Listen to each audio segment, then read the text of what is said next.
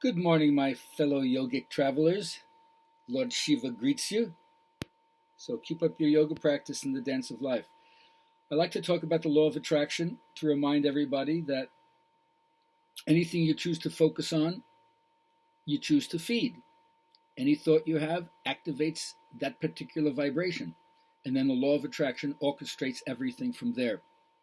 So every time you ask for anything in a certain way, there's an answer from the interactive universe.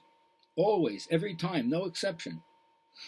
You're you're a vibrational match, and you're receiving what you ask for. So to the degree that you resist this less, you let more in. What do you let more in of? The energy of well-being. So I hope you understand that should be important to you in a very positive and meaningful way. And then you can become free and eager in the expectation of well-being to exist in your life. Other people struggle with relationships, but relationships can also be life-giving and filled with fun.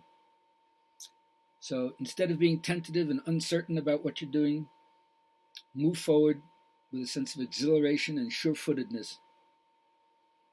Remember, anything you choose to feed, anything you focus on, you choose to feed, and the law of attraction will orchestrate everything from there.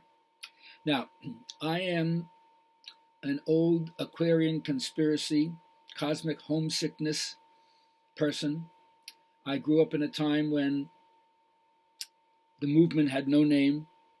Optimism was in poor taste, but we learned to go within and turn things around.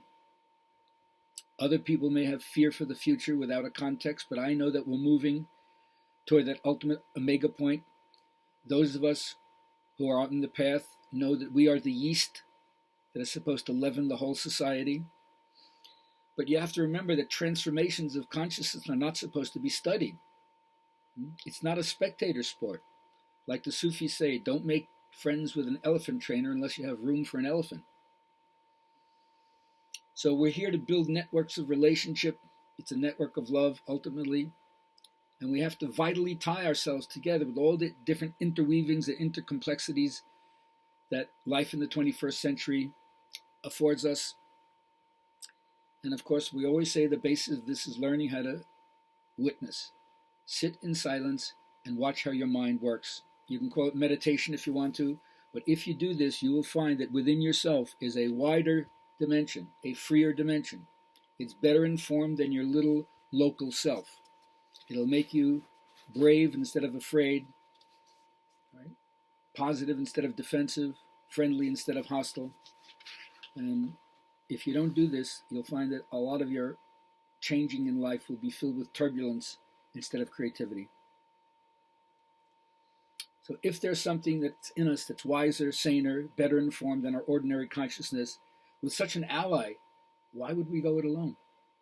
Now, a lot of people say, well, what's the sense of altering your consciousness because you always come down, nothing stays fixed, right? So why should I go up if I have to come down? Well, it's true, you can't stay at the summit forever. You don't individuate at the top of Mount Everest. You do have to come down. But what is above, or what one has seen when one is above, is different than what one sees when one is below. So even though you climb and you descend, you no longer see, but you do know. The art of conducting yourself in the so-called lower regions by the memory of what you saw when you're in the higher regions, that's what it's all about.